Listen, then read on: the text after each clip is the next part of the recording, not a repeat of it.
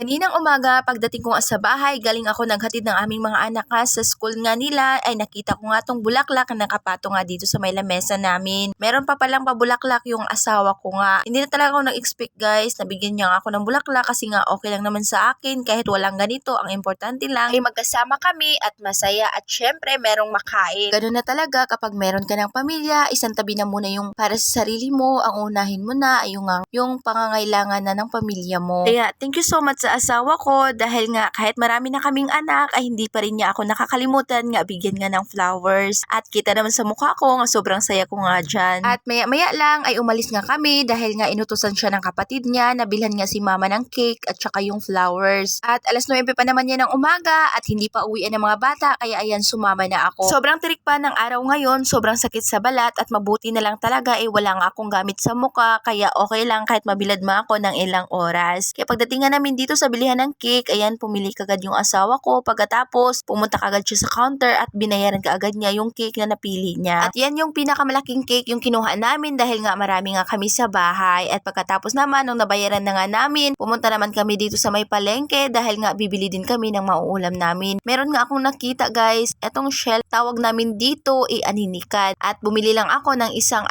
tabo, 60 pesos. Pagkatapos, bumili na rin ako ng isda. 1 kilo kasi ipiprito ko nga tong isda. At paborito din kasi ito namin guys, etong aninikad. Kaso nga lang, bihira nga lang akong bumili nga nito dahil nga medyo may kamahalan din. Kaya pagdating namin sa bahay, hinugasan ko na kaagad etong aninikad dahil nga medyo mahirap din kasi ito linisin guys kasi kailangan mo nga i-brush etong mga shell niya para naman malinis talaga. At pagkatapos naman, nung nalinis ko na nga etong aninikad, ay nagpainit kaagad ako ng tubig at nilagay ko na kaagad lahat ng samya. Pagkatapos naman, kumuha lang ako ng malunggay nga sa labas ng bahay. Pagkatapos ayun, hinimay ko na kagad yung malunggay habang hinihintay ko nga kumulo yung sabaw. At alam nyo ba guys na sobrang lasa nga ng sabaw nito. At eto nga yung maganda nga daw kainin sa mga nagpadede. Dahil yung sabaw nga nito nakakarami nga daw ng gatas ng nanay. Ewan ko lang kung totoo ba guys, pero yan talaga yung naririnig ko nga ng mga sabi-sabi ng mga matatanda nga dito sa amin. At nung natapos naman ako maghimay nga dito sa malunggay, tinignan ko naman eto ngang pinakulo ko kung kumulo na nga. At ayan na nga guys, kumulo na nga siya kaya nilagay ko na kaagad etong aninikad dahil nga hindi nga to pwede guys na ma-overcook dahil nga mahihirapan ka na tanggalin nga yung laman nga nito. Kaya pagkulo nilagay ko na kaagad at papakuluin ko lang siya ng 1 beses at bago ko nga siya timpla ng pampalasa. Kaya ayan guys, nung nalagay ko na tinakpan ko na muna at binaliktad ko na muna nga etong pinirito ko na isda. At pagkatapos ko naman mabaliktad etong ang pritong isda ay tinignan ko naman nga etong niluto ko na aninikad kung kumulo na nga. At nung kumulo na nga guys, naglagay naman ako dito ng konting asin, magic syrup at pagkatapos huli ko namang nilagay etong malunggay. Kaya ayan guys, luto na ang ating aninikad. Kain po tayo. Thank you Lord sa lahat ng blessing. At yan lang muna for today's video. Maraming salamat sa inyong panonood. God bless. Don't forget to follow, like, and share. Maraming salamat.